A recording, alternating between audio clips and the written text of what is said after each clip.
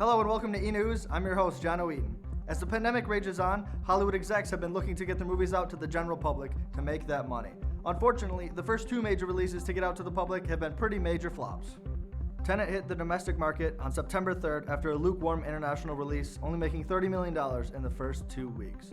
However, box office totals equaled out with their production budget of $200 million. One would think that the Christopher Nolan flick would have made a bigger splash if it had waited a little bit longer. Disney decided to roll the dice in a different way with their live-action remake of Mulan by streaming it on Disney Plus with an additional cost of $29.99 just to stream the video. The Mouse House has made $37 million in the domestic market, beating out Tenet for the top spot, although it fizzled in the Chinese market.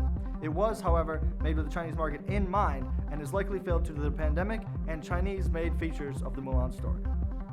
Speaking of major monetary investments, the newest generation of game consoles has finally been launched. Starting with Xbox, they launched their Series X and Series S at $499 and $299 respectively.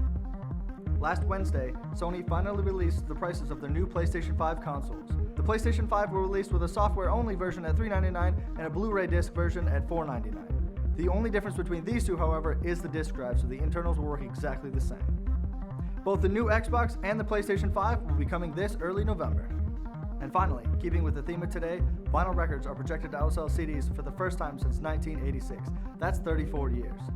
However, vinyl records only account for 4% of industry revenue, while streaming accounts for 62%. Well, that's been E-News for today. I'm your host, John O'Eaton. Play smart and play together.